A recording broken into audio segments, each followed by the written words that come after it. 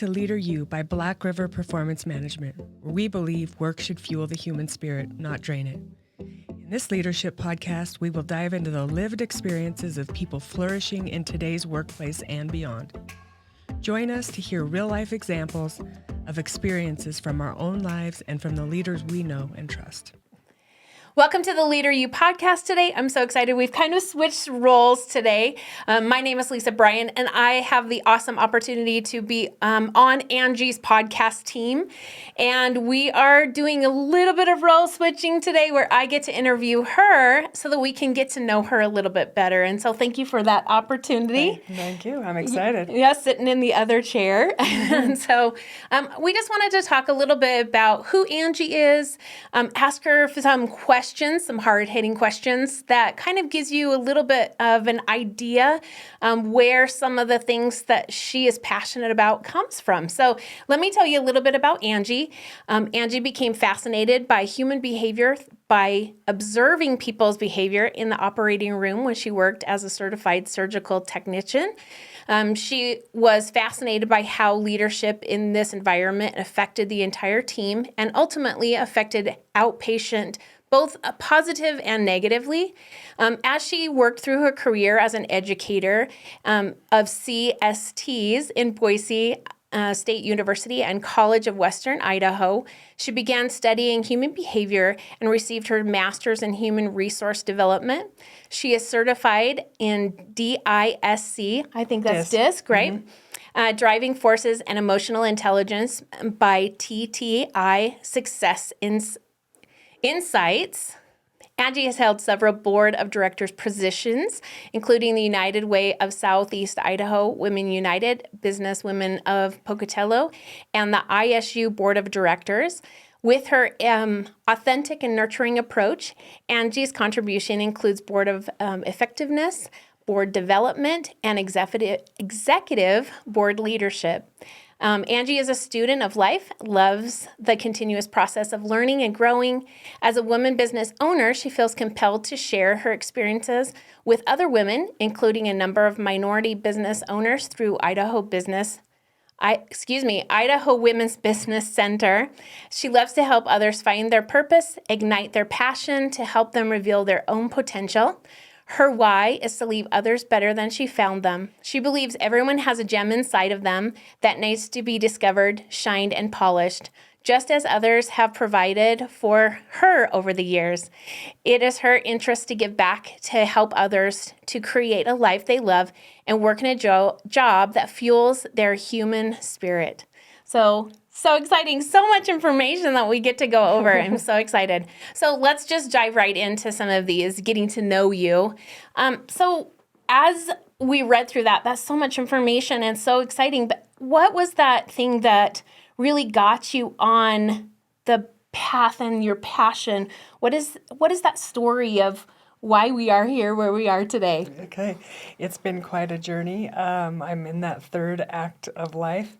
And I started out really having very little emotional intelligence based on the way I was raised and just kind of my story of having adverse childhood experiences. 8 out of 10 adverse childhood experiences led me to really not have a very good control over my emotions. And then later in life, I went through college, got married, had some kids, and it started to really show up, right? And so then I just ended up, kind of getting through life, having some really difficult times, faced a lot of hardships, and then I ended up down the road learning about emotional intelligence when I was at College of Western Idaho. I was taking some grad courses, or I was actually getting my bachelor's through ISU at that time, and I was taking a class where we learned about emotional intelligence. And I had to write a paper on it, read the book, Daniel Goldman's book, and I wrote a paper about it. And it was at that time when I started to recognize that I was lacking in emotional intelligence, and also so were many of the people that I was around. And I recognized in myself that it was something that I could be grown, and I started to do that work. And then quite a few years later, after I call it my dark period, which we can get into another period to another time, the dark times. I ended up going through a leadership academy, and we used the tools that I use now. It was called the Complete Leader out of Boise, and I learned a lot about the tools, a lot about myself, and I was so fascinated by the emotional intelligence piece. And my mentor at the time was Ron Price, and he really encouraged me to keep doing that. And so I got certified in emotional intelligence first, and that's been really my passion because I know that it was something that I didn't have developed. And after working at BSU and CWI with students that were getting ready for the operating room, I recognized that they didn't have a lot of those skills. And I also recognized that many of the surgeons that I worked with were highly intelligent, but they had a low emotional intelligence. They weren't aware of how their behaviors impacted those on their team. And I'm not saying all of them, but I will say, a good 50% of the people I was working with daily or more had a low emotional intelligence in the way they saw themselves or the way that they interacted socially with other people. And like I said, I'm not someone I'm still working. This is still a constant journey. It's not something that I've arrived at, but I do know a lot more about it, and I'm able to identify and help people and coach them through that.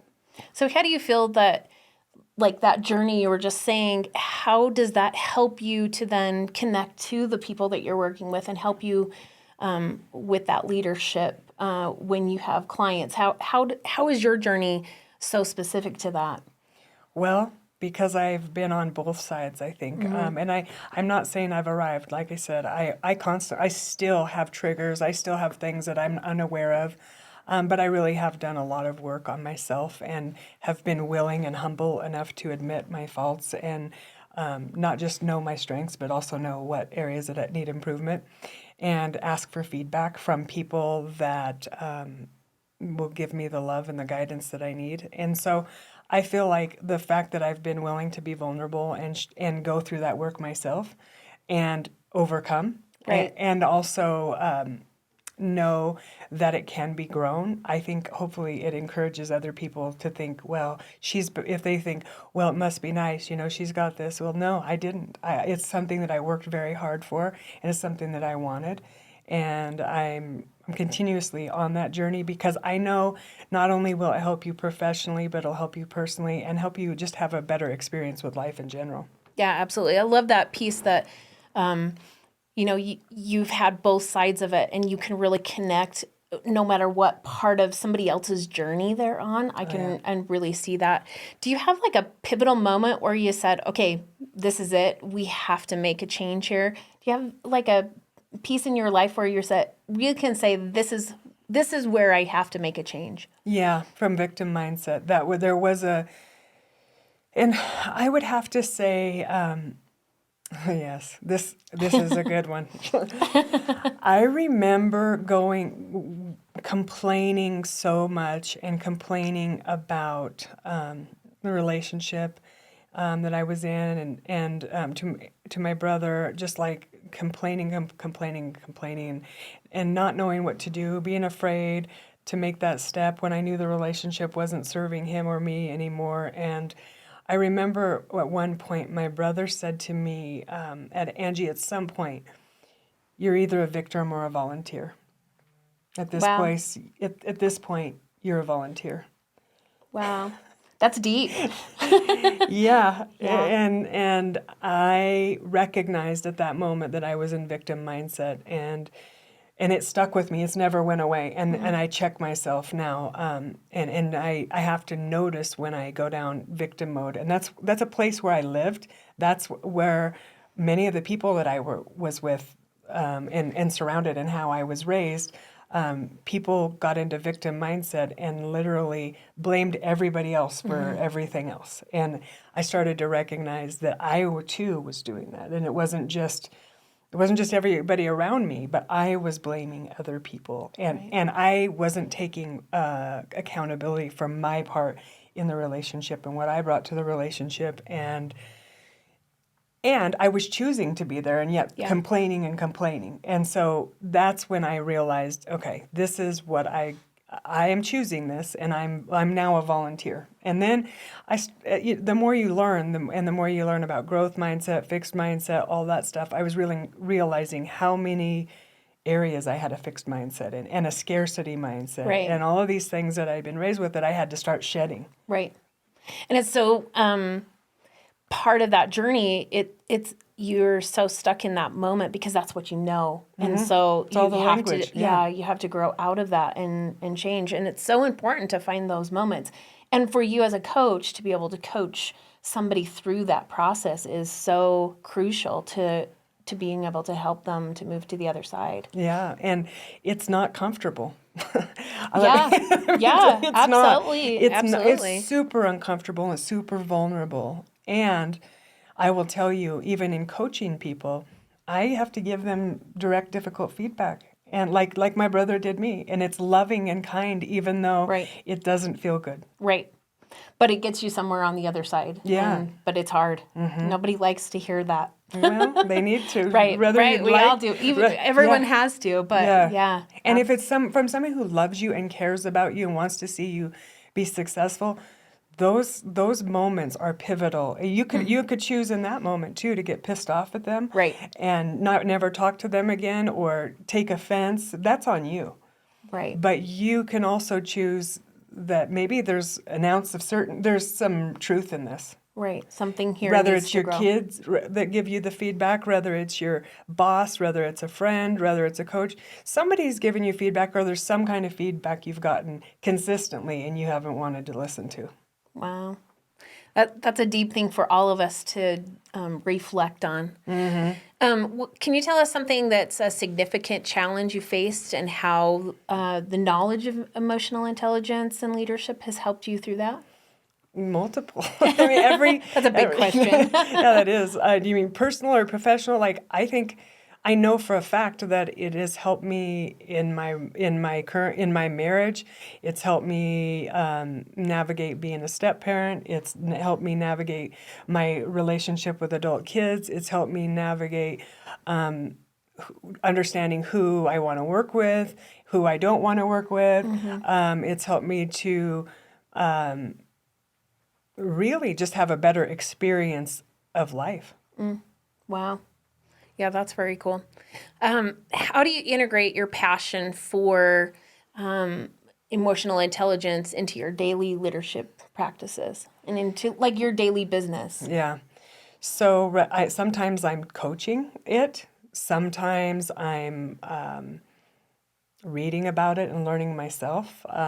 Sometimes I'm leading a retreat geared on it. Sometimes I'm facilitating a workshop about it. I could be talking to an individual or an organization, or I could be doing some kind of pro bono coaching that I've done. I mean, I've coached people straight out of incarceration all the way up to executives, right? And even, so like from every walk of life or every place where people are, it doesn't matter where you are. It's meeting that person where they are. And I think it's a pivotal skill. It's an essential skill in the workplace now, is to be able to meet people where they are and to connect with them and to find out what they want as an individual and to really get to know them and be able to rate and like figure out where they are and read their emotional temperature and be vulnerable and share those things and figure out what this person needs and what their challenges are, what their obstacles are. It takes a lot of curiosity versus judgment. Well, and I'm sure that every person comes on such different levels and needing such different things that it takes some effort and some time on your part to kind of be able to say, this is what we need to do for this individual or this company as you move through that process. I found that adult children and like teenage children and adult children are probably my best teachers. Interesting. Right? I really feel like they have made me level up on so many levels. They'll give me feedback, trust me. Whether you want it or not. They will give me feedback, and I really value that. And I'm not afraid to apologize when I mess up, because I care more about the relationship than I do being right. Yeah, absolutely. And so I try to learn from them. My significant other, those people matter the most to me as far as my internal circle and my really close friends. Like I really value their feedback. I used to be a person that tried to please everybody, and now I know that that's not possible. Right. And so I really started to practice this. The practice started with the people closest in my circle. And I think oftentimes in our lives, we do the opposite, which is treat everybody at work or in a grocery store or anywhere else a lot better than we do a significant other or our children. And I thought that was kind of a bullshit way to live. Yeah. If you really think about who do you love and who do you Right. why do you treat them worse than you do the The stranger that, any yeah, rando, right? exactly. And so I really started to put it into a practice of these people that matter the most to me, and so I'm going to put my intention here because then it's going to get easier for Right. me in business because I already have a professionalism, right? It's not as hard to be a professional as it is to be a compassionate, loving parent, lover, just not lash out at the people you love. Right. And have the openness where you can drop the ego a little bit Yeah. because you know they're coming also in love. And that's a big step forward where sometimes I do agree that we allow outside influences to have more influence than the people who really truly care about us.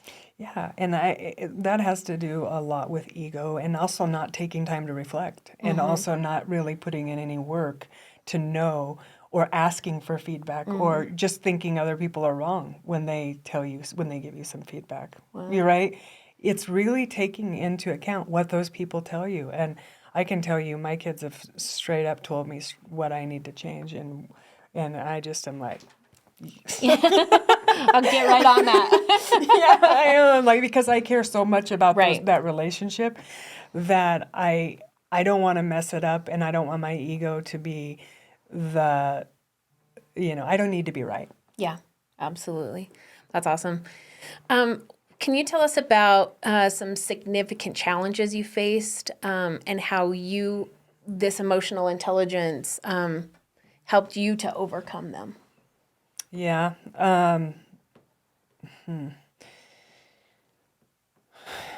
So I didn't have it early on and I didn't have these skills when I had the dark period. So it was super difficult. I really just survived through that. I didn't know how to thrive through hard things, right? I just literally I was living animalistically, like not conscious and just reacting to every stimuli in my environment. So I know what that looks like. And that was what I did for the good first 30 years of my life because of being raised in trauma. Right. I lived in trauma and I responded trauma and I just wasn't conscious of my actions or whatever. Whatever happened, I just react.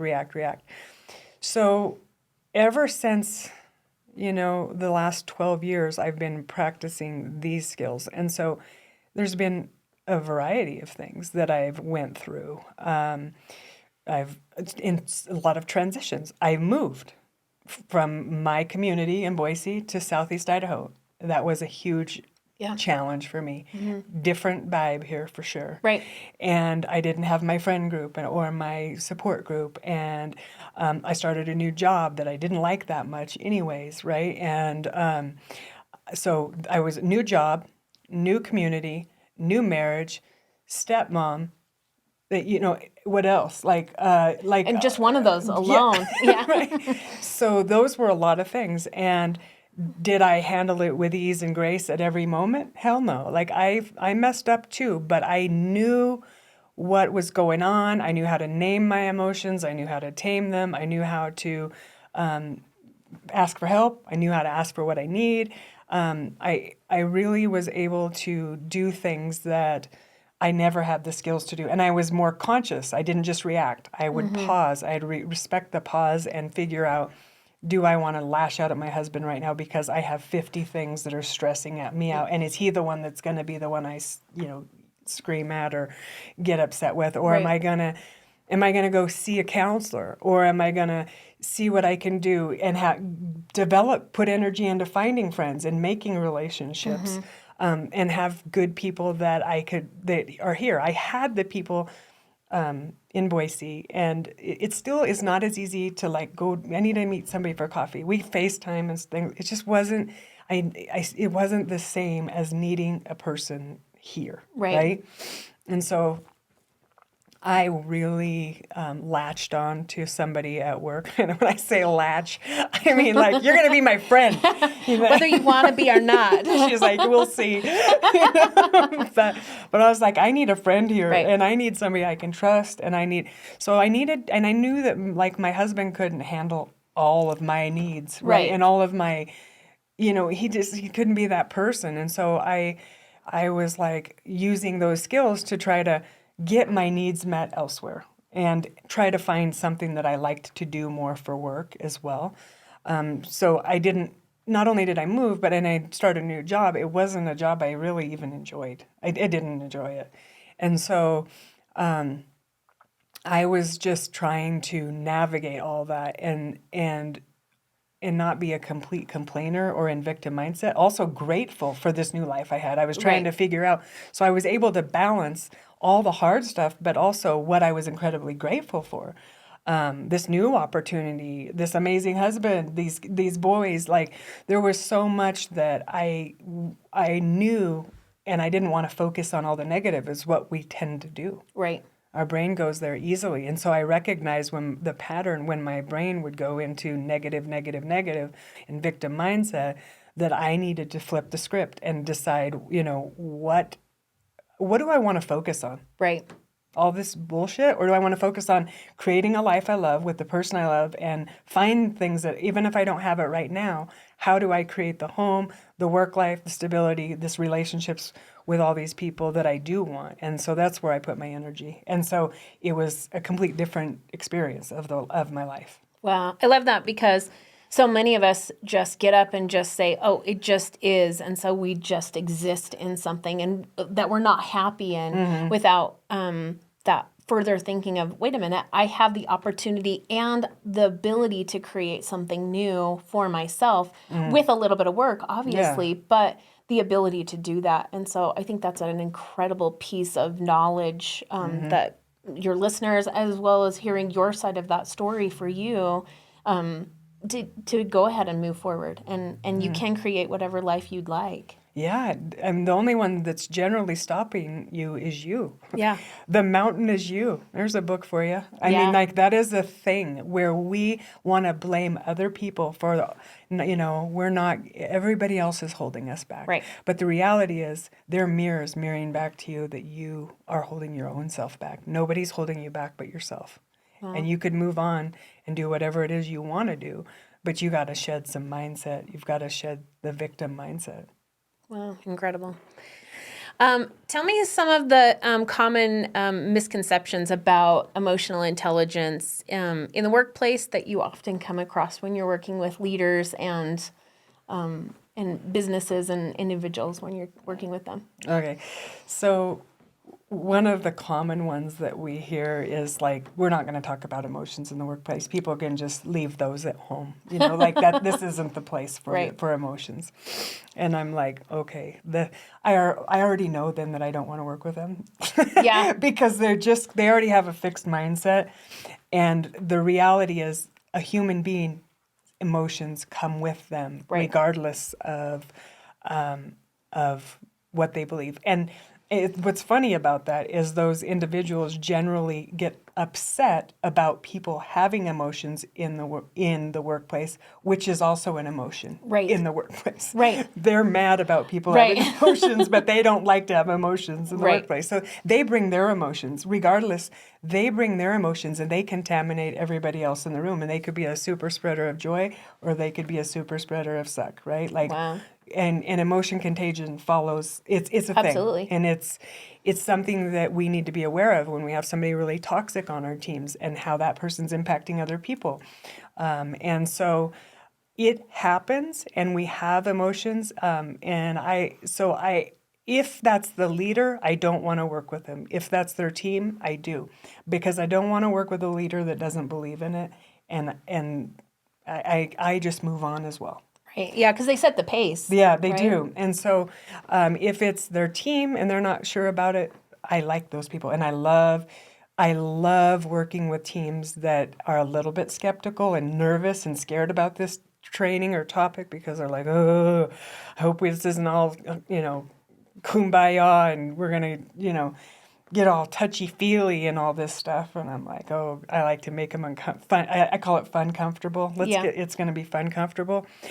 But what we do is, we just talk about your self-awareness and your ability to regulate, your motivation and your social awareness and your ability to social regulate.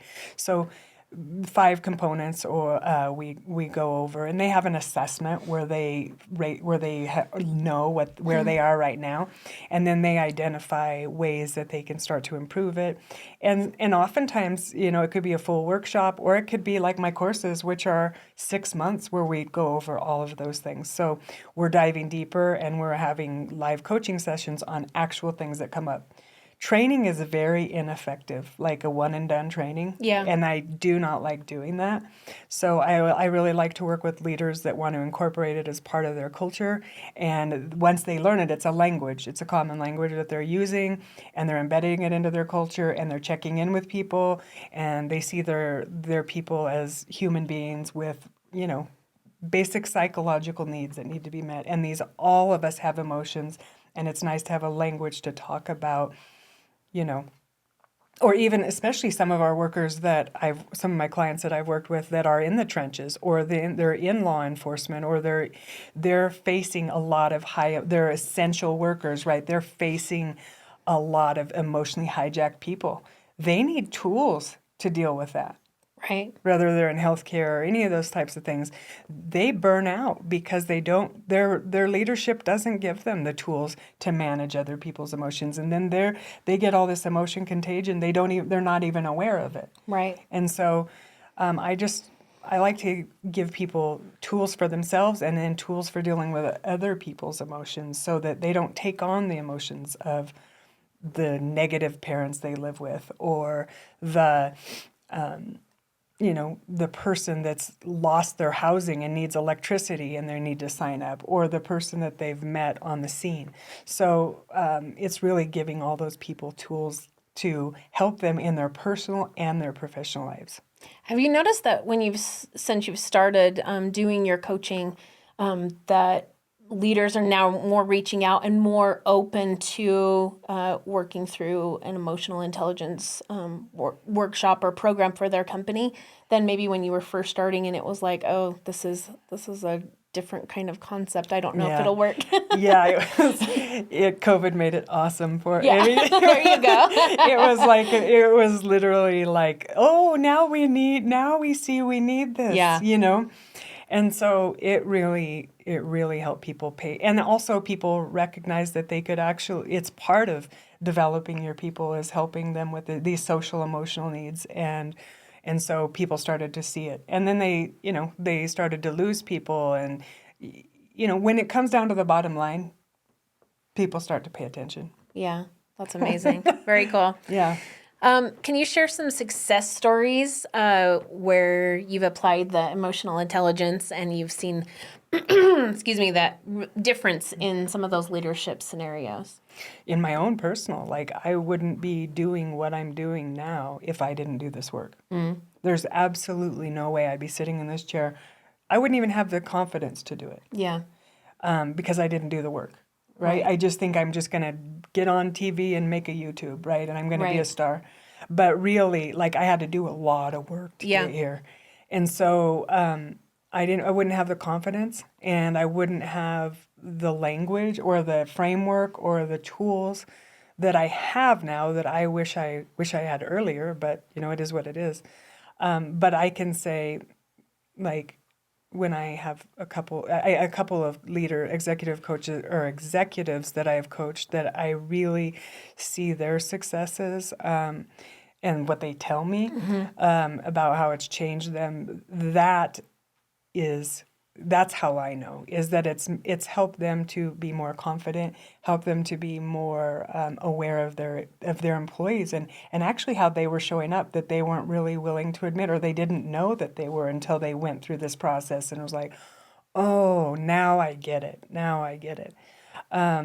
So I would say that. And then from a student standpoint, when I was at ISU, I worked with the START program, and Charisse Brown, she's the one I latched onto and wouldn't let her go.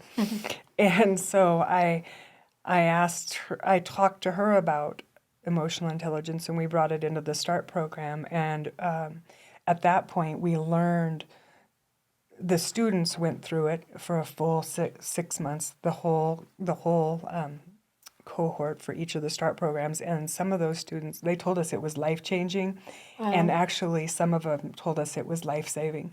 Wow. That they didn't kill themselves because they had some tools to understand themselves, know what they needed, ask for what they needed, self-advocacy. They learned tools to actually be successful in college and in life. And so from my own perspective, from the CEO perspective, and all the way to a student, and one of my employees that I had at ISU too, he was formerly incarcerated for 25 years, and he was one of my employees, and he really saw the value in this. So I hear people's stories of, wow, why didn't we learn this earlier? Right. And I'm like, you got me. Like, I have no idea why we know this stuff and we're not doing better. Those things you just shared probably really help to push that passion piece, right? And to really solidify that within you when you can share that information and change somebody's life like that. That's exactly what's kept me on the path, because I had no idea. Just like starting the podcast, I don't know if this is going to work. Sure. I just know that I want to do it. Right. And that's what I thought with the emotional intelligence. I'm like, people need this. Like, this matters. It matters as much as math and reading and all the things, because if you can't do this well, your relationships won't be good, and you also can't manage the stress of college or the stress of a job, or you're not able to manage it and understand what you need and self-advocate and all those kinds of things. And so the more I saw other people's success stories, I think it was just like, I'm on the right path. I'm on the right, signpost after signpost of keep going down this path. And that's kind of what happened with the podcast, right? Signpost of, I didn't know, we just did it. Right. And I knew it was something that I wanted to do because I thought it's a way people could get to know us and what we do. And it could have flopped in, I didn't know. And so, but I did it anyway. And I think that takes courage and bravery, and also being willing to sound stupid, and not be good at things for a while. Why would I be good at podcasting when I've never podcasted before? Well, and I think it's allowing you to be vulnerable, because it is a very vulnerable thing to put content out to have it out in the world for people. And so being vulnerable, talking today about all of your journey is very vulnerable. And so I think, as you open up, I think other people can see it's okay and it's safe to open up with Angie, because she also has that vulnerability. Yeah, and the thing is yes, there are going to be people out there that'll just keyboard warrior and hack away, but they're cowards. They're literal cowards. They wouldn't say this to people's faces, and they sit behind their keyboards, and and they're victims, and they're miserable. And so really what you have to do is give those people compassion, because really they don't love themselves. Otherwise they would be not, putting hate and hurt into the world. Right. They haven't done the work. Yeah. So as you are looking forward into your future, what are some of the things that are coming maybe down the pipeline in developments or leadership things that you're excited for, and some of the things that you're excited for your business as you're growing? Because I know there's a lot of things you've got planned for the future. Yeah. So, well, we're excited for one, we got the Business Women of Pocatello scholarship, and so that helped to fund some of the podcast. So this year the podcast is once a week instead of two per month, and that's a lot more work, but it's also really exciting because I can have more guests, and I can have some unique podcasts like this where it could be my perspective or other people's perspective. So in the podcast itself, we have the leadership competencies that we talk about, 25 different leadership competencies, but I'm also going to shift it into different perspectives from leaders that doesn't have to do with a competency, but just has to do with their perspective on something, because I really believe that a skill is learning how to take different perspectives. I used to do a lot of photography. Many people may not know that, but I used to have my own photography business, and perspective taking is huge for being able to reframe things, and that's part of coaching as well. And so I want to give people different perspectives that they may never have thought of, and hopefully open their eyes to a whole new world. So the podcast is expanding. Rob and I are doing a ton of research right now on new retreat places. Nice. And so we're going to be leading more retreats. We love doing those together. We're going to be doing couples retreats. Nice.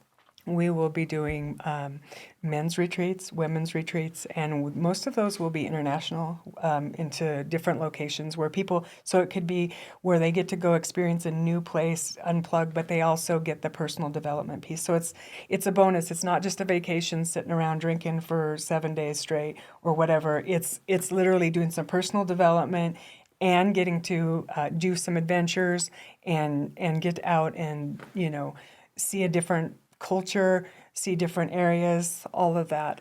We'll do some around the area too. This year we're leading the Idaho nonprofit retreat in May in Cascade, Idaho at the YMCA at Horseleaf. It's an amazing, amazing thing. And we love that because we get to work with nonprofits from all over the state, the executive directors. So we love doing that. I'm looking forward to more international retreats. Sign me up. Yeah, exactly. I know. I've got a whole list of people that I've got on, like, okay, when we're ready for this one or when we launch this one. But right now we're doing some of that research on where we're, the cost and where we're going to take people and how can we make this happen and whatnot. So I'm looking really forward to that.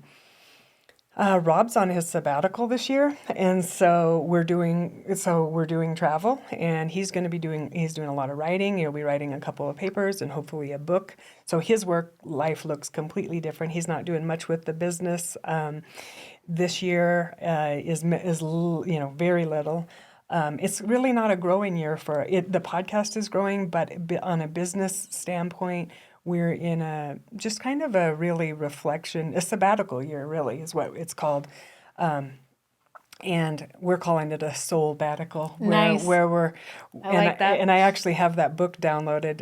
It's called Soul-Batical, but just kind of really finding out what this next half is going to look like, or maybe not half.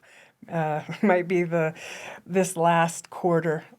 Yeah. And how what we want to create in this part of our life. And so who knows what's going to happen. But I do know that all of our business thus far has been referral based, and we wouldn't grow if we didn't really care about our clients. And I just know that it'll continue to grow because of how we show up and how much we care and love our clients.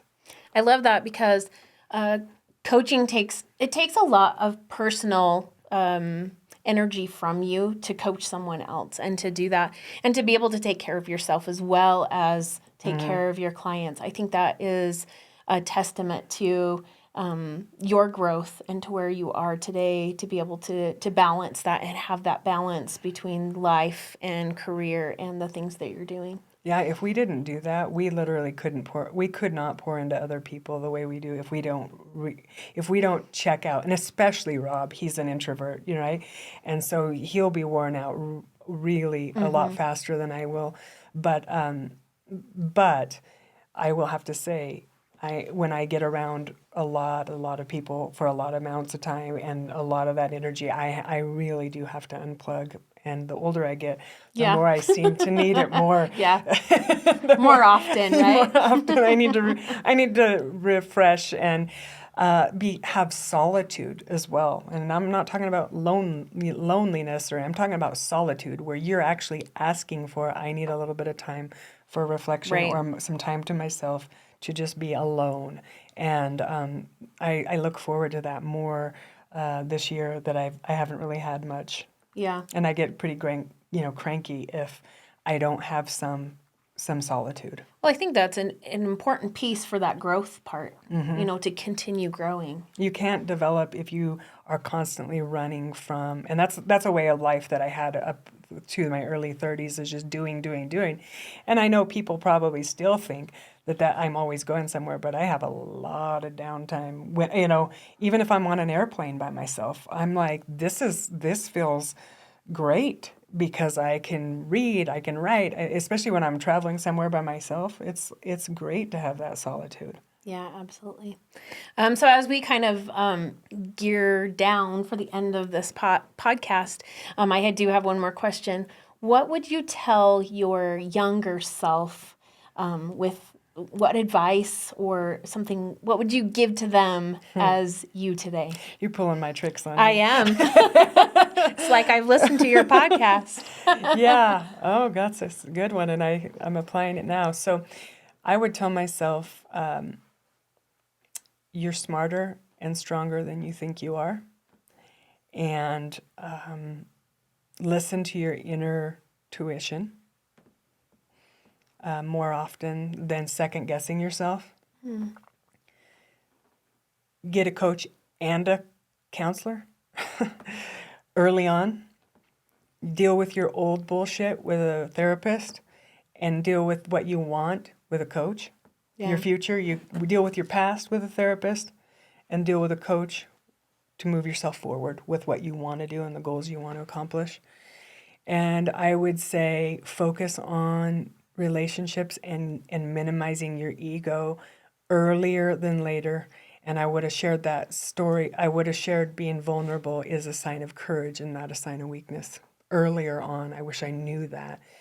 And I wouldn't change a lot of the mistakes and things that have happened, because it's brought me here.